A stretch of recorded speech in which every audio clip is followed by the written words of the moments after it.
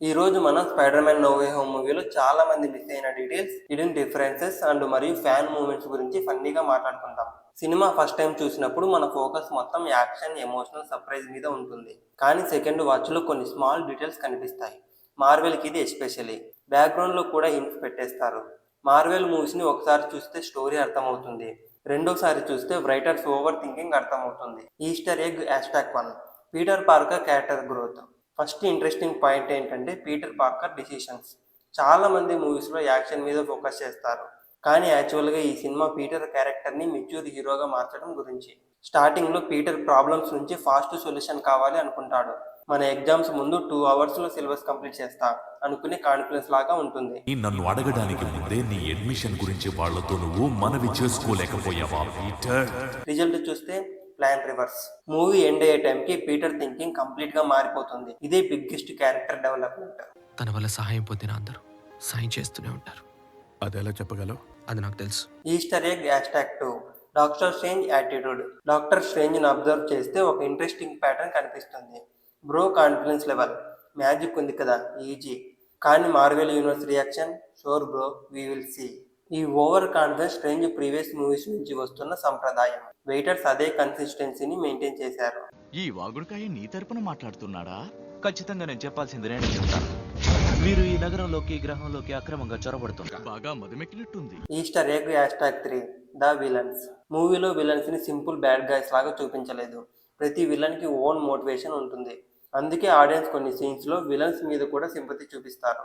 అదే మన Telugu cinema villain అయితే, నేను విలన్ ఎందుకంటే నేనే విలన్, మార్వెల్ విలన్, నా లైఫ్లో జరిగిన ఇన్సిడెంట్స్ వల్ల ఇలా అయ్యాను. ఇక్కడే డిఫరెన్స్ మనకి కనిపిస్తుంది. నిజానికి యుద్ధంలో నేనెంతో కోల్పోయాను. ఒకప్పుడు ఈ గ్రహం ఒక స్వర్గం. టైటన్ కూడా ఇతర గ్రహాల్లానే ఉండేది.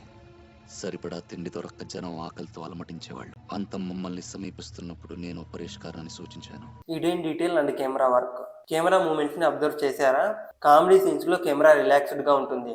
నువ్వు నడిచేసేవానివా? నీకు మెంటల్ ఎక్కింది? నాకెక్కడ మెంటల్ ఎక్కుతుంది. ఎమోషనల్ సీన్స్ లో క్లోజ్అప్ షాట్స్ ఎక్కువగా ఉంటాయి. మే ఏంటి నువ్వు చేస్తుంది? ప్లీజ్ దయచేసి లేచి నాతో మాట్లాడదాం ప్లీజ్. యాక్షన్ సీన్స్ లో ఫాస్ట్ మూమెంట్స్ ఉంటాయి. డైరెక్టర్ ఆడియన్స్ ఎమోషన్స్ ని కెమెరాతో కంట్రోల్ చేస్తున్నాడు. The background music. Background score ని ఇగ్నోర్ చేయకండి. మ్యూజిక్ సైలెంట్ గా ఉన్న సీన్స్ లో ఇంటెన్షన్ క్రియేట్ చేస్తుంది. ఖచ్చితంగా ఏదో ఒక మార్గం ఉంటే ఉంటుంది. అనవసరంగా లేనిపోని ఆలోచనలతో మనల్ని మనం ఎందుకు కోల్పోవాలి? మనకు వేరే దారి లేదు. కొన్ని ఎమోషనల్ సీన్స్ లో మ్యూజిక్ లేకపోతే ఇంపాక్ట్ ఆఫ్ అయిపోతుంది. దీనిని ఇంకెలా పిలవాలి? దీని గురించి ఏమని చెప్పాలి? Marvel fan references. Marvel fans కి చాలా కంబ్యాక్స్ ఉంటాయి. Dialogue, expressions, costumes, character behaviour, చాలా references old Spider Man movies ని గుర్తు చేస్తాయి. నాకు ఇవన్నీ కోల్పోయా. తను నా ఎంజే తన్ని కాపాడుకోలేకపోయా. ఆ విషయంలో నన్ను నేను ఎప్పటికీ క్షమించుకోలేను. First time audience nice scene. Marvel fan అయ్యో రిఫరెన్స్ రా బాబు. నీ గుండె గూటిలో నా గుండె హాయిగా తలదాచుకుందని తెలియలేదా? The emotional writing. ఈ మూవీలో కామెడీ ఉంటుంది, యాక్షన్ ఉంటుంది, కానీ strong point emotions. Character decisions ని ఎమోషనల్ గా ఫీల్ అవ్వడం వల్లే ఆడియన్స్ కనెక్ట్ అయ్యారు. అదే రీజన్. అలా చేస్తే కనుక నీకు తెలిసిన వాళ్ళు, ప్రేమించిన వాళ్ళు అందరూ నేను మర్చిపోయే ప్రమాదం ఉంది. సినిమా రిలీజ్ అయ్యాక కూడా డిస్కషన్స్ కంటిన్యూ అయ్యాయి. The final observation. No Way Home success అవ్వడానికి రీజన్ విఎఫ్ఎక్స్ మాత్రమే కాదు.